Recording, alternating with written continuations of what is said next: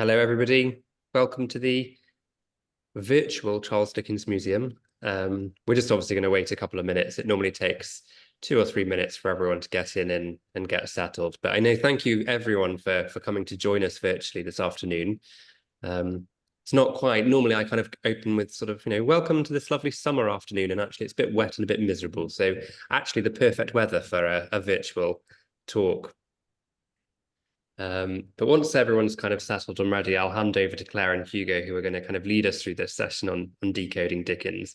I hope you're all looking forward to it as much as I am. I have to say, when Claire sent over the blurb, I sort of felt that little thrill that you get sometimes when you read things and just think this is going to be very, very interesting. So, yeah, but I obviously won't say too much just yet.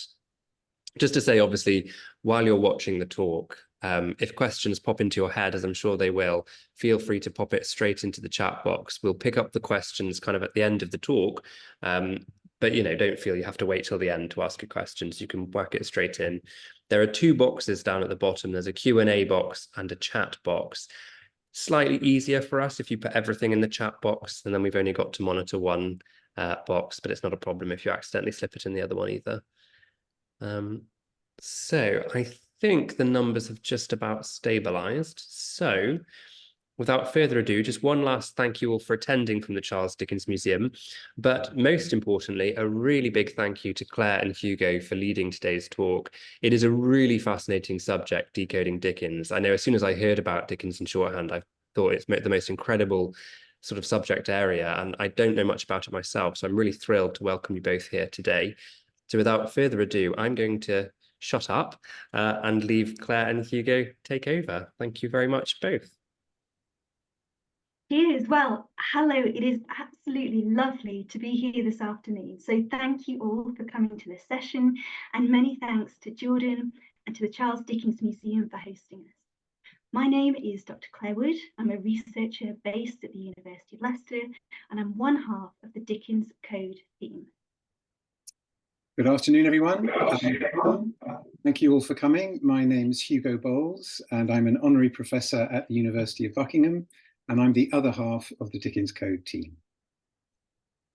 So in starting, we just wanted to take a moment to acknowledge the many people and organisations involved in the project, which we're really proud to be representing, including our partners at the Dickens Museum, the Free Library of Philadelphia, the John Rylands Research Institute and Library, the Morgan Library and Museum, the Victoria and Albert Museum, and the Dickens Project.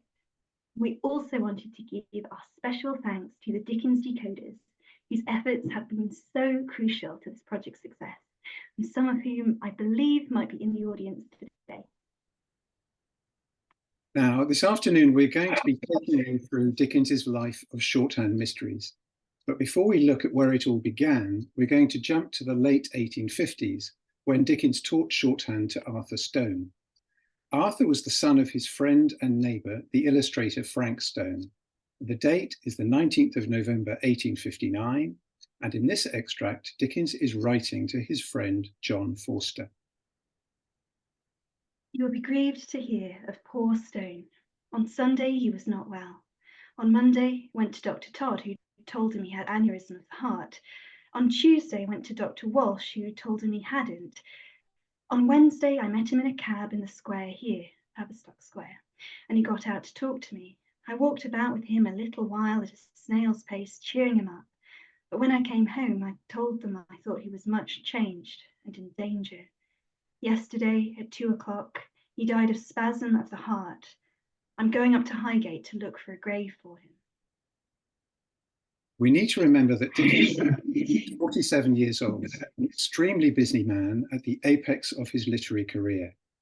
He had closed down his journal Household Words 6 months previously, and had just started editing a new one called All the Year Round. All this, he wrote, had driven him to a state of temporary insanity. He'd also just finished a successful reading tour of Britain and was preparing his first essay for the Uncommercial Traveller. He wasn't in particularly good health either, and here we find him going off to Highgate to look for a grave for his friend Frank. Now, as you can see here on the Stone family tree, Frank had left behind a wife and 4 children. The photo on the right is of Marcus, the best known of Frank's children, who became an illustrator like his father. But the hero of today's story is Frank's second son, the lesser-known Arthur. Arthur was 21 at the time of his father's death and training to be a barrister. Dickens knew that after Frank's death, the family would need an income, so he immediately set about helping Arthur in his chosen career. Notice how quickly he did this. Just a week after Frank's death, he sent a letter of recommendation to Thomas Longman to help Marcus in his career as an illustrator, while with Arthur, he decided to take matters into his own hands by writing to him directly. It is highly desirable, above all things, that you should now get to the shorthand. If you can begin with me here at 10 tomorrow morning, do. Why was it highly desirable for a trainee barrister like Arthur to get to the shorthand? The answer is that learning shorthand was a good way for trainees to supplement their income because they could take down law reports or parliamentary proceedings and be paid for them by newspapers or publishers. Learning shorthand is, of course, what Dickens himself did at Arthur's age, and I suspect he saw something of himself in Arthur, young, without any money, and very much in need of work. So bearing Arthur in mind, we can start our journey into Dickens's life of shorthand writing and its associated mysteries. So you're no doubt familiar with some of Dickens's work already. Stories like Oliver Twist and A Christmas Carol are world famous and have never been out of print. Given Dickens's fame, it seems even more amazing that 150 years after Dickens's death in 1870, there are texts in his hand that remain unread. And this is because they're written in his personal shorthand. You can see an example of his shorthand script here on the right-hand side of the slide. Dickens dubbed this script the Devil's Handwriting, as John Cayford, a blacksmith thought to be the original for the blacksmith Joe Gargery in Great Expectations, would recall later in 1926. Sometimes in the middle of the conversation, he'd out with a piece of paper or a notebook and commence making the most extraordinary remarks. Mr. Dickens used to tell me it was the devil's handwriting. The anecdote vividly captures Dickens's practice of recording observations and snippets of conversation using shorthand, some of which would find their way into his novels and journalism. Indeed, once Dickens mastered shorthand, it became a key part of his toolkit as a writer and a lifelong skill, used for planning, drafting letters, taking notes, keeping records, and reporting. When we look at the illustration on the right, which comes from a pocket diary that Dickens was keeping in 1867, we can get a sense of why John Cayford, the blacksmith, thought this script looked somewhat diabolical. You might just be able to make out here there's a longhand bit of writing, Xmas, Christmas, 1855. Then you get the squiggles, the dots and dashes that in shorthand stand in for letters, words and phrases. So how did Dickens get He had a somewhat erratic schooling in London in his teenage years, and when he was 16, a decision was made that he should leave school and work as a clerk in a solicitor's office, while at the same time learning shorthand, with a view to becoming a shorthand reporter. He was self-taught, and it took him about a year. He used a manual called Brachygraphy by Thomas Gurney, which cost him 10 and 6pence, which was quite an investment in those days. There was nothing unusual about this because brachygraphy was the system that most law reporters used. And while he was learning, he was also practicing his shorthand. The courts that he practiced in went under the name of Doctors' Commons, which were the ecclesiastical courts where they heard a strange mixture of cases involving probate, marriage licenses, shipping, and ecclesiastical matters. He famously reported on one case involving brawling in church, which he satirized in one of the sketches by Boz called Doctors' Commons. Dickens was nothing if not ambitious and upwardly mobile. And after 3 years of reporting practice in Doctors' Commons, he moved across to the Gallery of Parliament, where he reported on parliamentary proceedings for the Morning Chronicle, which was run by his uncle John Henry Barrow, and which aimed to give every member's speech upon every question from shorthand notes. Before the 1830s, reporters mostly reported speeches in longhand, and accuracy was not really required. But by the time Dickens arrived on the scene, there was much greater interest in reporting parliamentary speeches word for word. So good shorthand writers like Dickens were in demand. And politically, it was also a very interesting period to be observing Parliament. Dickens would have become familiar with all the major politicians and key political issues of the early 1830s. These included parliamentary reform, Catholic emancipation, the abolition of slavery in the colonies, and the Poor Law. These were all subjects which provided material for his novels and shaped Dickens's scepticism about Parliament. So while we may think of Dickens primarily as a novelist, he also relied upon his shorthand skills in his early work as a journalist. Indeed, in a speech to the Newspaper Press Fund in 1865, he looked back on this period in his life with fondness, romanticising the process of racing back to London in a post-chaise and four through a wild country while transcribing his notes from shorthand back into longhand in order to get the scoop ahead of other reporters. And the illustration here is a contemporary one by an artist called Millie Nice, who I think has just done a beautiful job of capturing how difficult this mobile transcription process must have been. There isn't a lot of Dickens's shorthand around, but what we have is varied and interesting. There are a couple of shorthand notebooks which Dickens used for teaching, and you can see a page of one of them on the left. There are also quite a few of Dickens's letters in shorthand. In the image in the middle of the slide, you can see some scribbled shorthand on the left above the stamp. This gives us an idea of how he used shorthand, because the page of longhand to the right of the stamp is a letter written to him by Thackeray. What Dickens has done is to scribble his reply to Thackeray on the back of the letter. So it looks like an instinctive reply that he would have copied out in longhand later on.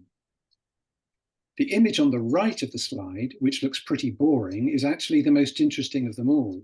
It's a page of Dickens's shorthand from Arthur Stone's notebooks, with the word anecdote written in Dickens's longhand at the top. What does that suggest to you? When I first saw it, I thought that it might be an anecdote of Dickens himself, which he wrote down in shorthand, so I got very excited about it. And I'm going to leave you in suspense about that, and we'll see what these mysterious pages are all about later in our talk. So far, we focused on Dickens's success as a shorthand writer. In fact, he would later, with his typical modesty, dub himself the very best shorthand writer in the world. However, it's important to emphasise just how difficult brachiography was to learn. Fortunately for us, Dickens provides a fantastic insight into the many different challenges that face learners in his semi-autobiographical novel, David Copperfield. David, just like Dickens, resolves to learn shorthand to improve his prospects in life, but he experiences no end of difficulties. I plunged into a sea of perplexity that brought me in a few weeks to the confines of distraction. In short, it was almost heartbreaking. Poor David. Once he slowly and painfully acquires the fundamentals of brachiography, he's dismayed to find yet another challenge in his way: the difficulty of putting the shorthand symbols together at the speed of the human voice. And this is David's first attempt to record a speech. Shall I ever forget how the crack speaker walked off from me before I began and left my imbecile pencil staggering about the paper as if it were in a fit? Eventually, David, like Dickens, does master the system, thanks to a great deal of practice and the help of his friend Tommy Traddles. But for now, let us swim like David and like Dickens into the sea of perplexity. So brachiography is difficult for learners and even more difficult for people attempting to decode Dickens's shorthand today. And essentially, this is because of two main issues. First, the nature of the brachiography shorthand system, which the cover said was supposed to be an easy and compendious system, but in reality was neither. And secondly, the difficulty comes from the way in which Dickens uses the system. And Hugo, over to you to take us through some of this. Okay, there are two main principles of brachyraphy. The first is that shorthand symbols are used to represent letters, and you can see these in the columns on the right of the slide. The symbol is on the left of the column, and the letter it represents is on the right. The second principle is that brachyraphy doesn't use vowels. You only write symbols that stand for consonants. So it's consonants only, really. So to give you a very quick example, the character that you see in the bottom left of the slide in pencil has three components: the symbol for P, the symbol for N, and the symbol for T, all stuck together. So you decode it as PNT. So you add some vowels together, and what do you get? It's a bit like doing a crossword puzzle when you have to guess the missing letters. So here we might have pant, pent, pint, point, or punt. But which one do you choose? You see the problem. Ambiguity seems to be baked into the system. Grappling with this ambiguity was to have an enormous influence on Dickens's own writing. Indeed, he actually describes the process of putting vowels between consonants in one of his best short stories, The Haunted Man.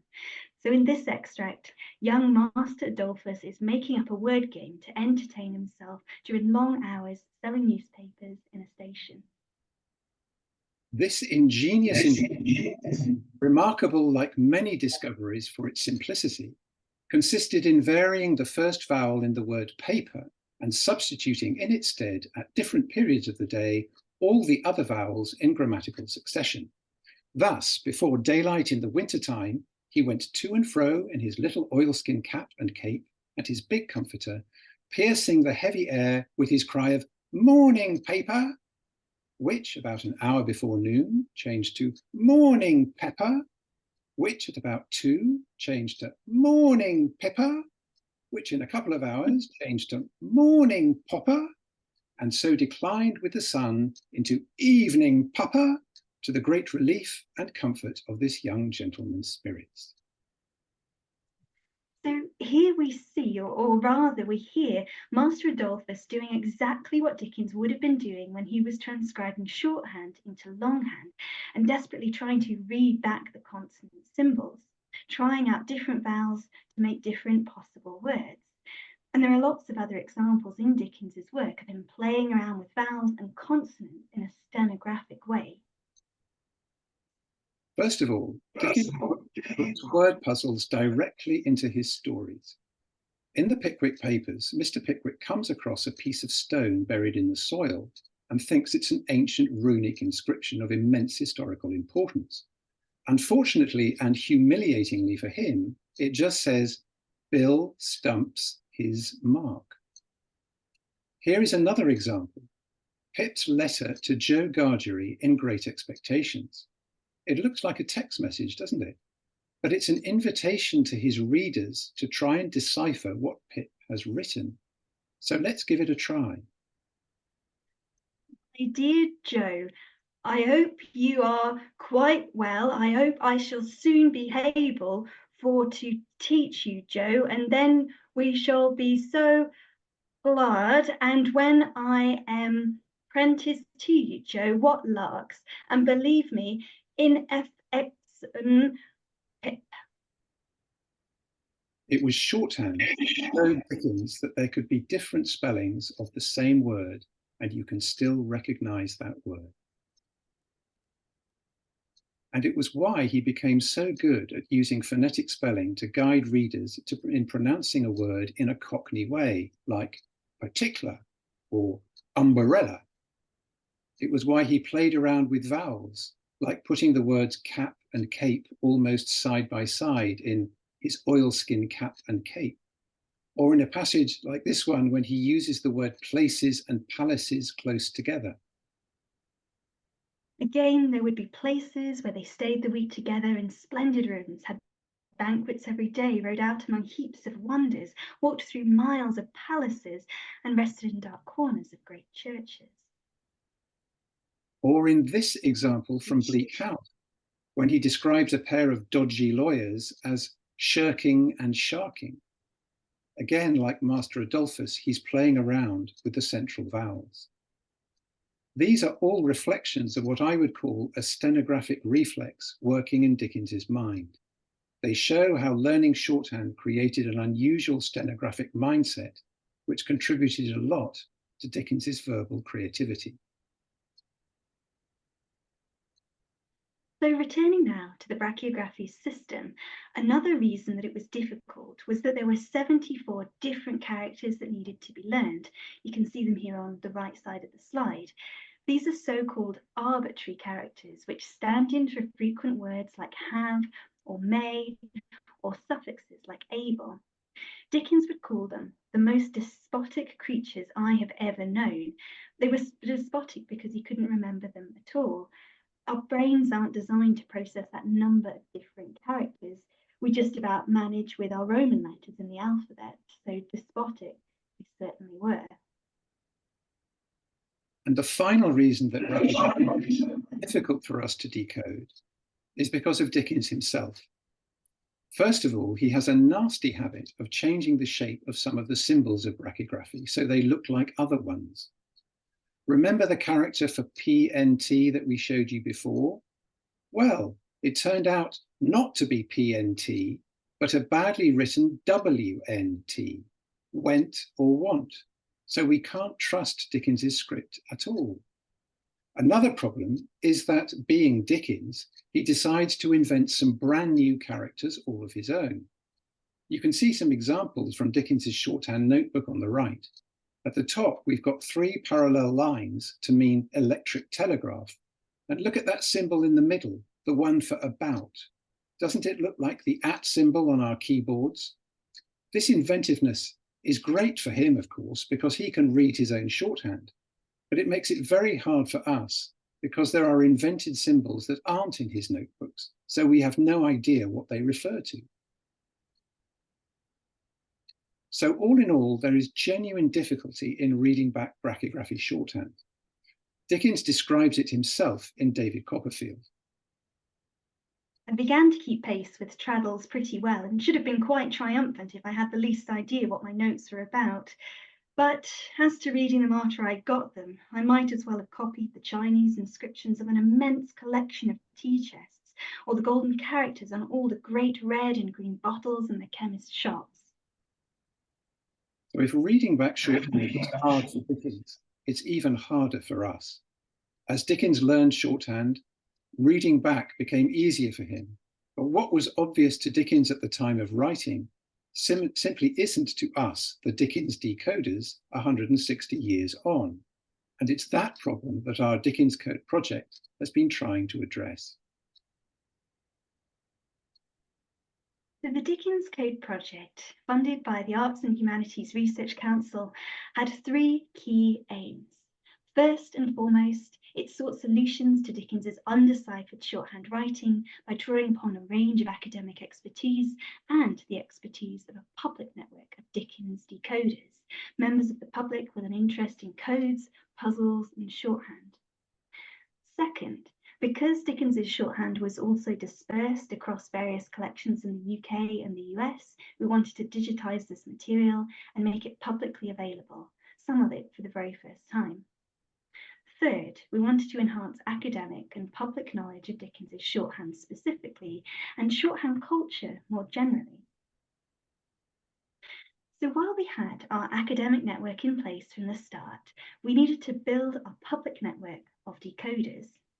To do this, with the help of an anonymous donor, we were able to offer a prize for the best transcription of a letter in the Morgan Library and Museum archives, setting the deadline with what we hoped was a touch of Dickensian flair for midnight on New Year's Eve. We chose this letter on the right-hand side, known as the Tavistock letter after its Tavistock House letterhead, because we thought it was such a nice example of Dickens's shorthand. It's written in his distinctive blue ink, it's clearly lineated, and it's full of inviting symbols, including that one that looks a little bit like an @ on keyboard. Now, that's not what it turned out to be, but we'll come to that shortly. When we opened the challenge back in July 2020, much of the interest was coming from the Dickens community.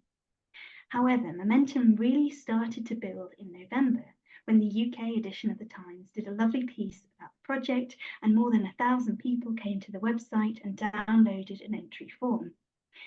Interestingly, this translated to just 16 formal submissions, likely due to the difficulties of the brachiography system, which we've been discussing. Nonetheless, these 16 submissions enabled us to make a significant breakthrough, transcribing 70% of the Tavistock letter for the very first time. Putting everything together, what our Dickens decoders had discovered here was a lost letter that Dickens had sent to J.T. Delane, the editor of the Times, on the 6th of May, 1859. The story behind this is that an advert promoting Dickens's new journal, All the Year Round, had been refused by a clerk in the advertising department at the Times. Knowing that this dispute had got rather ugly, the clerk had been keen not to inflame the situation. But Dickens, under tremendous pressure and understandably anxious about carrying his household words readership over to his new magazine, wanted to get the advert published as soon as possible, and just exactly as it was. So he didn't hesitate to go straight to the top and ask the editor to intervene directly, citing a court ruling in his favour. What the deciphered letter really shows us is Dickens, the businessman, rolling up his sleeves and getting directly involved in order to protect his interests. And I've picked out just a few of the symbols here which were key clues in this investigation. All the year round. It's not about, it's not at, it's round. And HW in Roman letters, household words. So what happened after we deciphered the Tavistock letter? The answer is really that when we announced that the public had deciphered a new letter by Dickens, it became a big news event, at least for a few days. And the story was picked up by The Guardian and was on the national news. What caught the public imagination was the fact that important scientific results can be achieved by involving the general public. It was a good example of citizen science in action. And what happened then, of course, was that there was a new wave of interest in the project, and we were able to use that to try to decipher the text in Arthur Stone's notebook. And we set up new transcription challenges every month, and our decoders set about deciphering the stories in Arthur's notebook page by page. What they found, even after they had transcribed them, was a whole new set of mysteries. So over the past 2 years, we've continued to make new discoveries with the help of the Dickens decoders. But as Hugo says on this project, one mystery always seems to lead to another. Our latest discoveries relate to Arthur Stone's shorthand notebooks at the Free Library of Philadelphia, containing many pages of shorthand symbols, some headed by these evocative titles in longhand. And I've got a couple of examples here on the slide. Across these notebooks, there are sometimes two versions of the same exercise. One is clearly in a more practiced hand, most likely written by Dickens. The other appears to be written by a novice. So among our key questions when approaching these notebooks were, are these exercises new, original compositions by Dickens, or passages from an identifiable source text, such as a book from Dickens's bookshelf, or perhaps a manuscript from his desk? We were keenly aware that understanding Dickens's method of shorthand teaching could add weight to one of several hypotheses. So, as the Dickens decoders helped to create crowd-assisted transcripts, we were looking for evidence in the style and the content of the exercises that suggested Dickens may have read aloud from a source text, taught Stone via a mix of dictation and improvisation, or perhaps set an exercise that Stone was transcribing independently. Essentially, we wanted to get to the heart of what was happening in the Dickens-Stone version of the famous David Copperfield scene. So let's look at this a bit more. What exactly is going on in the room during Dickens's shorthand lessons? What exactly is Dickens doing with these texts? Let's take a look first at this wonderful illustration of the shorthand lessons in David Copperfield. Dickens called these a private parliament. David is on the left in the corner with his shorthand pencil and notebook looking at the speaker. The speaker is his friend, Tommy Traddles, who is making his parliamentary speeches. And on the right, looking on in a rather bemused fashion, are Betsy Trotwood, Mr. Dick, and their cat. Now let's fast forward 20 years and transpose this David Copperfield scenario to Dickens's lessons to Arthur in 1859, and assume that Dickens is dictating and Arthur is taking it down in the corner in his notebook. The interesting question involves the book, which you can see in Dickens's hand. Is he actually using it? There are really three options with dictation. You read from a book, or you improvise, or you do a bit of both. And the illustration here is a bit ambiguous. Traddles, or Dickens, is holding a book, but it's down at the side, and the speaker seems to be declaiming something rather than reading. So we can't be sure what's going on, and what we need to find out is if the deciphered texts have the characteristics of written texts rather than spoken ones, and if they are written texts, what the source is. And the next slide will show you how far we have got with this. You can see the list of stories that have been transcribed on the left. Sidney Smith, Sunday Night, 5th of February 1860, Nelson, Travelling, Anecdote, The Two Brothers, and Didactic. They're divided up into the ones for which we have found sources, which is in the green box at the top, and the ones for which we haven't in the purple box underneath. And as you can see in the box at the top, we've just got only one known source, Sidney Smith's lectures on moral philosophy. Sidney Smith seems to be a big favourite of Dickens and Arthur. The other five in the purple box, we still have no source for. They are an interesting and varied collection of pieces. Three of them are non-fiction. Nelson is an alternative account of Nelson's final hours at the Battle of Trafalgar. Travelling is a philosophical meditation on the benefits of travelling for the receptive mind. And Didactic is a critique of Rome and Roman Catholicism. And then there are some short ghost stories. Anecdote is a ghost story about an apparition in green, and The Two Brothers is a ghost story about two brothers in which the apparition of one appears to the other shortly before decease. To give you an idea of what they're like, you are now going to hear one of them. Okay, so close your eyes, let the story wash over you, enjoy listening. This is the actor Dominic Gerald, who also has a wonderful Dickens podcast, performing the shorthand story, Anecdote.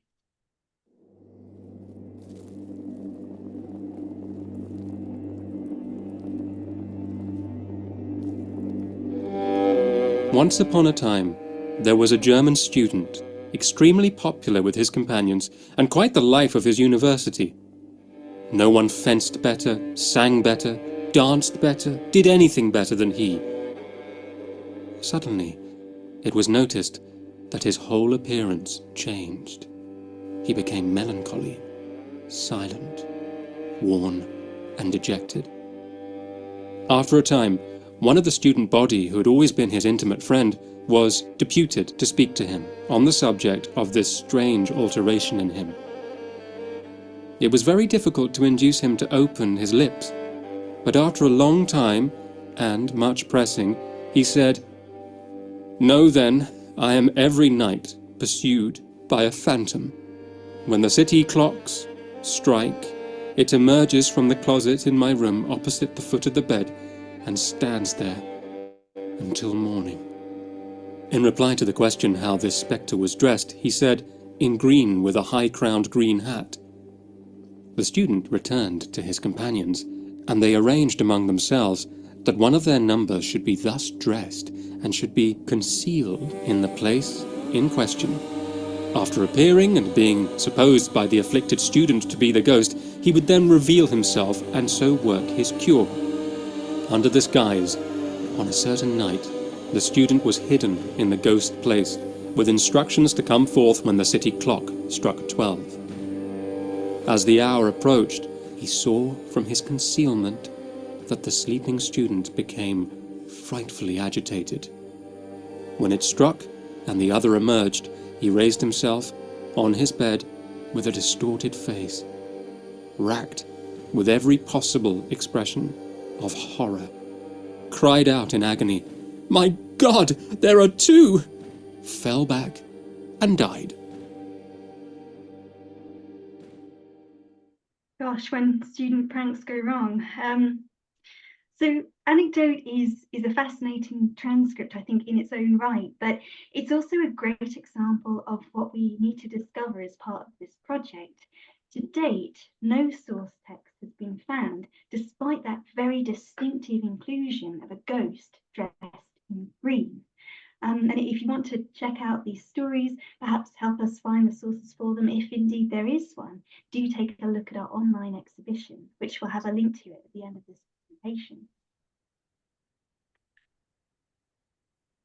Now we are turning to the end of our talk, the latest and final mystery. After Dickens's shorthand lessons with Arthur ended in 1860, Dickens's attention turned to his son, Henry. The photo here is of a 19-year-old Henry. He was studying law at Cambridge and eventually became a barrister. Now, the reason we know that Dickens taught Henry shorthand is that Henry tells us about it in his memories of his father. He doesn't say exactly when the lessons took place, but they must have been when he was about 16, sometime in the mid-1860s, a couple of years before this photo was taken. There's not much of Henry's shorthand that has survived, only 5 photographed pages, and here is a photograph of one of them. It looks nice and clean, so Henry definitely learnt the system, though his father's lessons were somewhat unorthodox. Here is Henry's description of how his father used to behave in the shorthand classroom at their home in Gad's Hill. He taught me shorthand in his spare moments. These lessons were great fun, though I found they was by no means an easy science to learn. To take down a speech quickly and correctly, you must have all your faculties in perfect order, and that is where I experienced a special difficulty in my own case. This arose from the kind of speeches which my father delivered for me to practice on, speeches which shortly reduced my mind to a state of wild confusion. They were of the character you would expect from a street pub orator, or from a speaker on the hustings, or a parody of orations in the House of Commons. These soon reduced me almost to a state of collapse in consequence of the laughter which followed on them. And when I say laughter, I mean laughter on the part of both of us. For he himself, tickled by the ridiculous nature of his own fancies, gave way to fits of laughter, only equalled by wild bursts on my part. This part of my training was most amusing, but was not productive of much progress. As Henry says, it sounds like great fun, doesn't it? Dickens certainly seems to be taking the lessons a bit less seriously with Henry than he did with Arthur. But Henry's is also a very informative description because it helps us to understand a bit more about the problem of what is going on in the shorthand classroom that we talked about earlier. You'll remember that the Fizz illustration was a bit ambiguous, and we were wondering whether Dickens was reading from a book or improvising or doing a bit of both. Well, in Henry's case, we think we know the answer. He's pretty clear, isn't he? Dickens is improvising, like, as Henry says, a street tub orator, or a speaker on the hustings, or a parody of orations in the House of Commons. Dickens is fooling around. These are mock speeches, the famous parodying style which Dickens would use in all of his novels.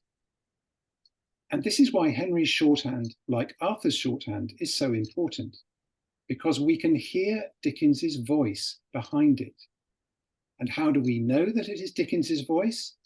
As I mentioned before, a lot of Henry's actual shorthand is missing, but by a miracle, we've got a transcript of the missing shorthand in the Dickens Museum, and here it is. Now, as you can see from this sample on the left, it's typed, and the man who typed it is William Carlton, the Dickens scholar and stenographer who did so much to transcribe Dickens's shorthand in the first half of the 20th century. So he must have found some shorthand by Henry, attempted to transcribe it, and then mislaid the shorthand. So we've got the typescript but not the shorthand. So let's have a look at what the typescript actually says. Here on the right are the first 20 lines of the transcript, which I've written out as a Word document so it's easier to read. Now, do you remember those 74 arbitrary characters that Dickens called despotic? If you look at these examples, the words in red are all words that would be represented in shorthand by arbitrary characters. So it looks very much as if Henry is practicing his arbitrary characters here. But then take a look at number 17. An elephant trunk was at the window. This is where we get to the nonsense. Elephant, trunk, and window are definitely not arbitrary characters. This is a completely made-up sentence. And it looks very much to me as if it is Henry's father, who adored nonsense, who is making up a nonsense sentence and dictating it to his son. There are lots more of these weird sentences in the typescript. In fact, there's evidence everywhere in the transcript of Dickens's voice dictating to Henry. Every so often, he throws in nonsense sentences like number 36. The beak was held with unexampled bravery. There are also literary references to one of Dickens's favourite books, The Arabian Nights, and we also see him playing around with Shakespeare. Number 41, like quills in a fretful porcupine, is from Hamlet. And number 46, the world is but a stage and the men are players as like as two peas, is playing around with a famous line from As You Like It. And finally, here is an example of the kind of tub oratory that Dick Henry describes his father as using. It is a mock farewell speech, which looks like a parody of the one he gave at the end of his reading tour in the 1860s. We're going to read it all, and I want you to imagine that we are at Dickens's house in Gad's Hill, with Dickens improvising and Henry desperately trying to take it all down in shorthand. You'll notice that the text gets wildly repetitive, and at the end there are huge gaps in the transcript, as I presume they both collapsed with laughter. So this is actually quite difficult to do, collapsing with laughter as you read, but here we go. My lords, ladies, and gentlemen, I am so overcome by your overwhelming kindness to me, so touched by your marks of affection for me, so utterly knocked over by your demonstrations of enthusiasm, that I assure you I am quite at a loss as to what to say to you, how to thank you, how in fact to express to you my sincere thanks, how to tell you how grateful I am. My heart is too full for words. I cannot say what I would. I cannot command my thoughts, for your kindness has quite bewildered me. Loud and long cheers. That I do thank you and that I never shall forget this day, I can from my heart solemnly assure you. It is so pleasant a duty, yet a painful one, to return thanks to you, but the pain is a delicious pain which I would not lose for the whole world's wealth. My lords, ladies and gentlemen, I am here before you for the last time, and to part makes me very, very sad. But my lords, ladies and gentlemen, though to part with you personally forever, I trust I shall let know you, or rather I should say, I trust you will let know me for many years to come in our old relations. Very great cheering kept up many minutes, that the parting is heartrending as it otherwise will be. I can say no more. My heart is too full for words. Farewell. My here resumed his seat amidst a great tremendous roar, of which came to a conclusion only to be recommenced and which up for a long period of time. Well done, Hugo.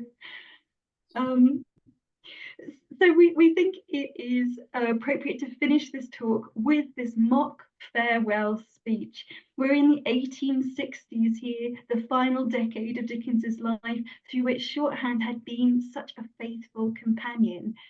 Shorthand was important enough for him to feel the need to pass it on to others, sometimes seriously, as with Arthur, and sometimes in a more entertaining way with Henry, his last shorthand pupil. But Dickens has also passed it on to us in the form of stenographic mysteries, which our Dickens decoders have already done so much to solve.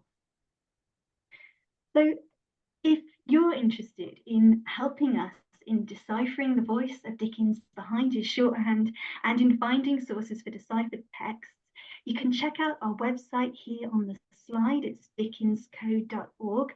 Give us a follow on Twitter, if anyone out there is still using Twitter, now X, at Dickens_code. And also come and check out our online exhibition. Not only does this fill in a lot of background on Dickens's shorthand life, but it also shows the transcripts of those ghost stories, those other exercises that we were talking about from Arthur Stone's notebook.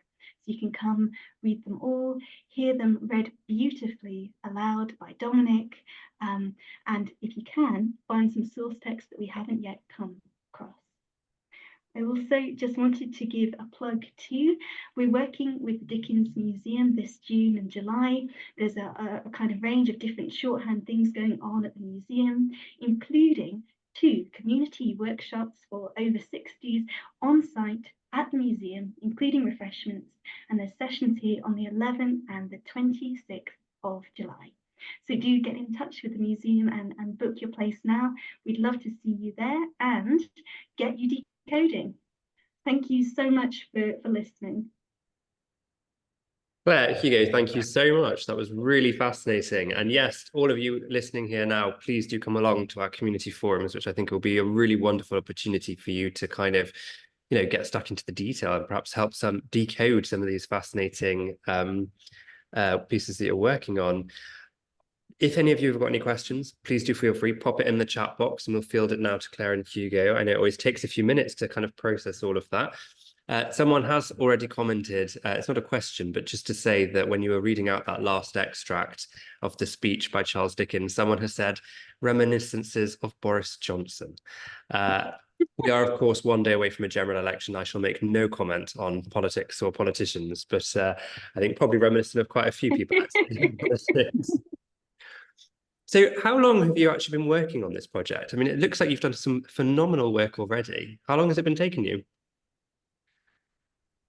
Well, Hugo, did you want to say, because you've been working on this before we met and then formally undertook the Dickens Code project? I think, yes, I really started on the shorthand about 6 years ago, maybe even longer, because I was studying Dickens's style, and I came across the fact that he'd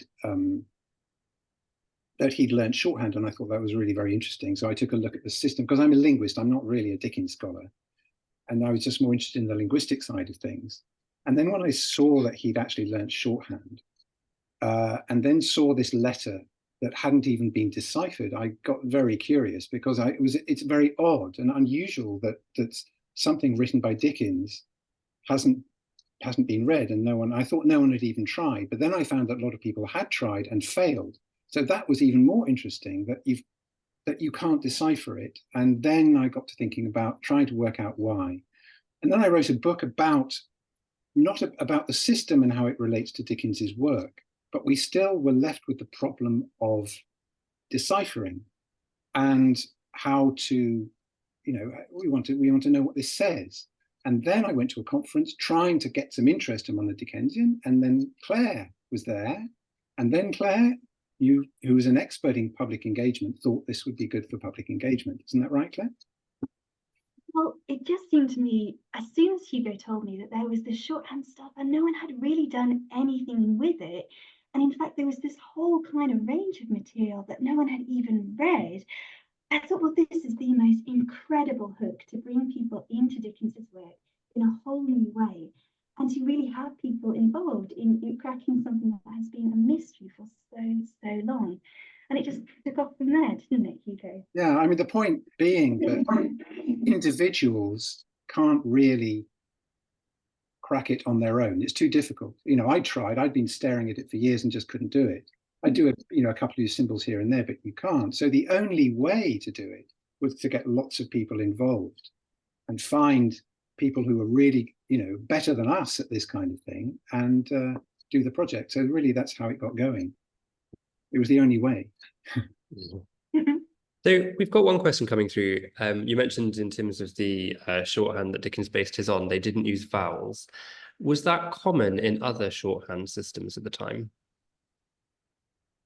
That's a very good question. Yes, it was common. I mean, it was because shorthand has got to be quicker. It's got to be a quicker way of writing. So you've got to find some kind of economy in your script. So what do you get rid of? The only thing you can get rid of is vowels, because vowels don't give you any information about a word. You know, we write in text, we know this from our text messages, you know, we write TMRW, and that says, we know that says tomorrow. But if you just wrote the vowels O, O, and O, you don't know what it says. So vowels don't really put the meaning into a word. It's the consonants that do the work. So most of the shorthand systems did actually get rid of vowels. And that's why they're so difficult. And then that's alphabetical systems always had a problem. And then we got phonetic systems like Pitman, which came in later after Dickens, and they're based on phonetics, on sound rather than letters. And they are much more efficient. And that's why they've taken over. Really fascinating. Another question here. What are your favorite Dickens novels? Oh, that's such a good question, isn't it? And a real tough one as well. I have got a great soft spot for The Old Curiosity Shop. Would you say Pickwick is your favourite, Hugo? It's becoming my favorite because I'm editing it at the moment, so I've had to read it about 10 times this year. But they grow on you. I always loved Bleak House, just because it's so atmospheric. I've always been a fan of everything of Dickens I absolutely love, so it's hard to pick a favorite. It'll be Pickwick at the moment, sure, yes. Good answer. Too many to choose from. Also got a question here about Arthur. Is it known if Arthur made use of his shorthand training, and did Dickens live to see it? Really good question, this. We have been tracing Arthur Stone using Ancestry and, you know, trying to kind of follow some of his career. It seems quite likely that he was using shorthand in a similar way to how Dickens was using it. It's such a handy skill to have in terms of just making notes. If we think that this was a time before you had photocopiers, right? Technologies like email, actually shorthand is so handy if you just want to make a copy of something for yourself quite quickly. You know, it's a technology that shows up in all of those ways. Dickens lived to see it. Do you think so, Hugo? I think he was wishing Arthur well, wasn't he? Well, I'm not sure he did. There is a record of Arthur writing law reports, but this was after Dickens died. So I don't know, because Dickens died quite soon after these lessons, because we're talking about 1859 for Arthur, and Dickens died in 1870. So, I mean, he might have done, but there really is no trace of any connection between Dickens and Arthur after 1860. We can't know. He'll have found out about Arthur through Marcus, who became his illustrator. So he will have known about Arthur's progress. I don't know that he saw with pride any shorthand of Arthur's. It's an interesting question, and we will be pursuing it. I like to think so. Yeah, it would be nice to think that he did. We've had a really interesting question come in. Do you think AI could help you with your research? This person saying they recently attended a John Rylands webinar about work on ancient documents using AI.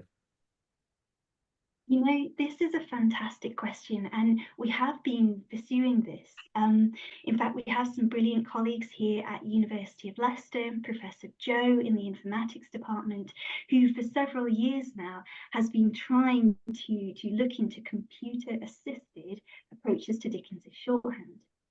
But actually, one of the really interesting things here is that it is the Dickens decoders, it's the human decoders who have made all of the breakthroughs so far.